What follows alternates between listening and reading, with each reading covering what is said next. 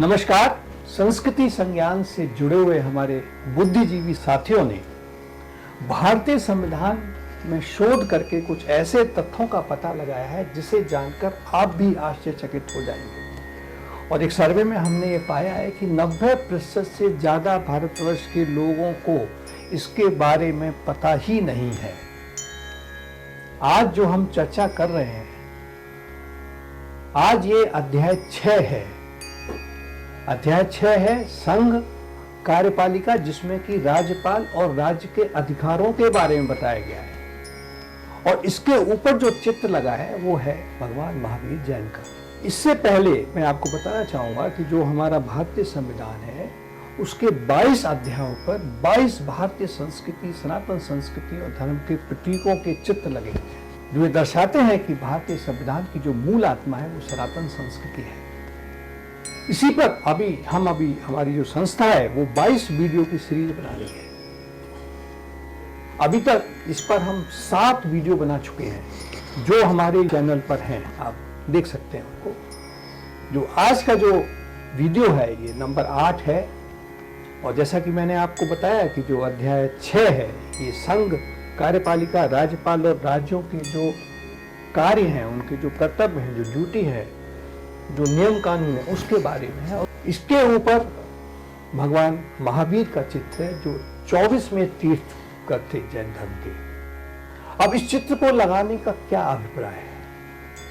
अगर आप देखेंगे महावीर, जो भगवान महावीर थे, उनके जो सिद्धांतों के बारे में अगर देखेंगे तो वो भी ये कहते थे कि भाई आप अहिंसा से कार्य करो, आप जो भी कार्य कर रहा है, राज्य की जो नीतियां हैं उनको पूरी निष्ठा से पालन करो, ईमानदारी से पालन करो, ताकि उससे समाज और देश का हित हो। इस तरह से करना है। यही संदेश, ये हमारा चित्र हमारे जो शासक हैं, जो हमारे राज्यपाल हैं, जो राज्य के मंत्री हैं, जो मुख्यमंत्री हैं और जो दूसरे जो अन्य बाबू हैं, ब्यूरोक्रेट्स हैं, उनको वो संदेश देते हैं कि आप भी भगवान महावीर के सिद्धांतों पर चलते हुए राज्य के संविधान के हिसाब से राज्य के जो भी कार्य हैं उनको क्रियान्वित करें।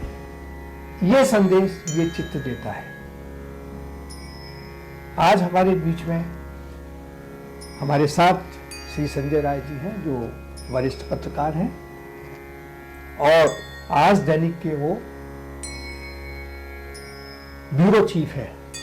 उनसे हम जानना चाहेंगे कि ये भगवान महावीर का चित्र लगाने के पीछे हमारे जो संविधान निर्माता थे उनकी क्या अभिप्राय रहा होगा। संजय जी। डॉक्टर साहब नमस्कार।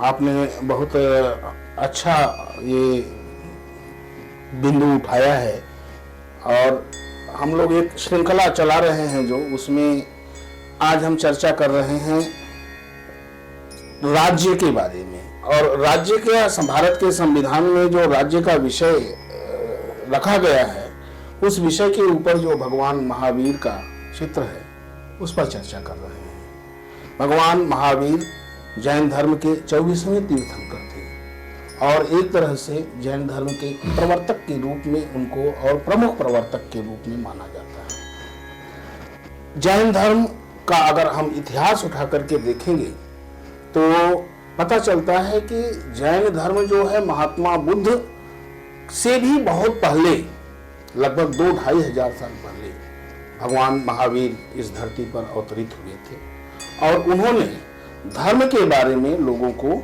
शिक्षा दी। धर्म क्या है? जैन धर्म के जो अवशेष हैं या जो प्रतीक चिन्ह मिलते हैं वो सिंधु घाटी सभ्यता, वहां पे भी उसके कुछ अवशेष मिले हैं। और जब अहिंसा की बात आती है, अहिंसा के बारे में चर्चा होती है तो महावीर स्वामी की बात आती है। हमारे संविधान व्यवस्था में, हमारे संविधान में जो राज्यों का वर्णन किया गया है उसमें राज्यों को 3 श्रेणियों में बांटा गया है, क, ख और ग। तो क श्रेणी के राज्यों के बारे में उनसे क्या अपेक्षा की जाती है। ख श्रेणी के राज्य कुछ हैं, कुछ अलग, उनके राज्यों के जो उनकी जो स्थिति थी उस हिसाब से अलग अलग श्रेणियों में उनको कुछ अधिक या कम अधिकार भी दिए गए हैं। जिसमें जैसे किसी क श्रेणी के राज्य के पास केंद्रीय अधिकार ज्यादा हैं, तो ख श्रेणी को थोड़ा सा ढील दी गई है, ग श्रेणी को थोड़ा सा और ढील दी गई है। सबके ऊपर एक समान नियम लागू नहीं किए गए हैं, क्योंकि उनकी स्थिति उन नियमों के अनुपालन करने के अनुसार नहीं तय है। महावीर स्वामी भारत की जो सनातन श्रमण परंपरा है, उस श्रमण परंपरा में उन्होंने अपने शिष्यों को तैयार किया और उन्होंने धर्म के बारे में बताया। जैन धर्म, धर्म क्या है? धर्म के 10 लक्षण मैं पहले आपको बताऊंगा। धर्म के जो 10 लक्षण हमारे वेदों और शास्त्रों में दिए गए हैं, उसमें पहला है धृति, जिसको कहते हैं धैर्य, पेशेंस। दूसरा है क्षमा। तीसरा है दम। दम शब्द बहुत ही इस सोचने वाली बात है। दम का मतलब क्या होता है? हम कहते नहीं उसके पास बहुत दम है, लेकिन दम का असली अर्थ है संयम। आप अपना कितना अपने आप को संयमित रख सकते हैं, और जो जितना संयम रख सकता है उसको उतना ही दमदार माना जाता है। धर्म का ये जो तीसरा लक्षण दम, अस्तेय चौथा, चोरी न करना, शौच, भीतर और बाहर की पवित्रता, बाहरी पवित्रता, बाहरी साफ सफाई, उसके साथ साथ में आंतरिक साफ सफाई, वैचारिक शुद्धता, ये धर्म का जो 5वां लक्षण है।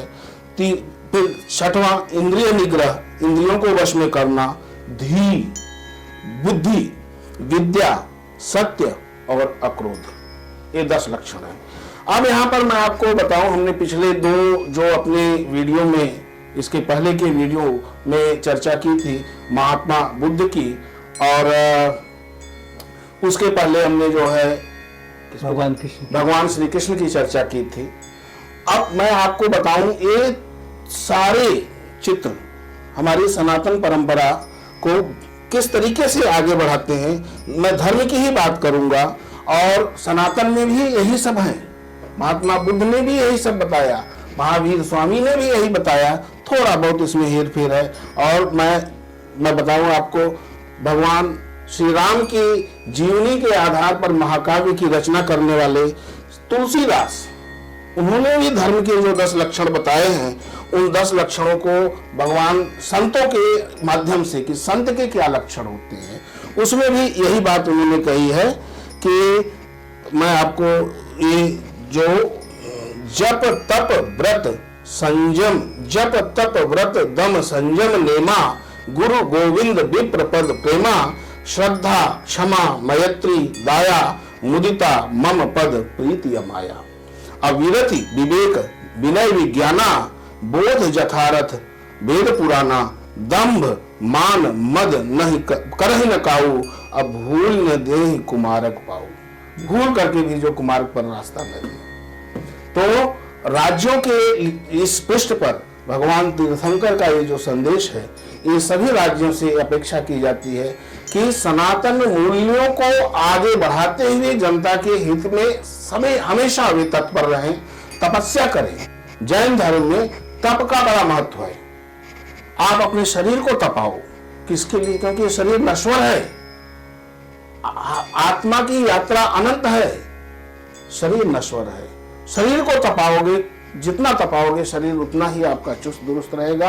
और अगर आपके विचार सही हैं, आपके मन पर, आप इंद्रियों पर आपका अपना नियंत्रण है, तो आप जो है जनता के हित के लिए जो आपसे अपेक्षा की जाती है, उन सभी कार्यों को आप बहुत अच्छी तरह से आगे बढ़ाएंगे, पूरा करेंगे, और जो संविधान के निहित उद्देश्य हैं, उन उद्देश्यों को जमीन पर उतारने का प्रयास करेंगे। बहुत अच्छा बताया आपने संजय जी। आपने बिल्कुल सही बताया कि इस चित्र का अभिप्राय यह है कि जो हमारे शासक हैं, वो भगवान महावीर के जो सिद्धांत हैं उनका पालन करेंगे तो बहुत ही देश बहुत अच्छी तरह से चलेगा, राज्य बहुत अच्छी तरह से चलेगा। इसीलिए हमने सरकार से, भारत सरकार से मांग की है कि इस भारतीय संविधान को कक्षा 5 से कक्षा 12 तक हर कक्षा में इसके बारे में विद्यार्थियों को बताया जाना चाहिए। इससे जो विद्यार्थी जो जो आगे वाले नागरिक बनते हैं, जो आने वाले नागरिक हैं, वो अनुशासित होंगे, वो कार्य को निष्ठा से करेंगे, ईमानदारी से करेंगे, इससे देश का विकास होगा। दूसरा हमने ये कहा है कि भाई, क्योंकि ये एक बड़े आश्चर्य की बात है कि भारतवर्ष के 90% से ज़्यादा परिवारों ने जो ये मूल कॉपी है भारतीय संविधान की, उसकी जो रेप्लिका कॉपी वो देखी नहीं है। तो मेरा ये भारत सरकार से ये अनुरोध है कि वो इस भारतीय संविधान की एक रेप्लिका कॉपी हर परिवार को उपलब्ध कराएं, ताकि परिवार भी ये जान सके कि हमारा संविधान हमसे क्या उम्मीद रखता है। ऐसा करने से ये जो भारत है हमारा एक विकसित राष्ट्र बनेगा। जो हमारे नागरिक हैं वो ईमानदार होंगे, वो भ्रष्टाचार नहीं करेंगे, वो देश को अपना घर ही समझेंगे और इससे देश हमारा विकसित होगा, भारतवर्ष विश्व गुरु बनेगा। नमस्कार।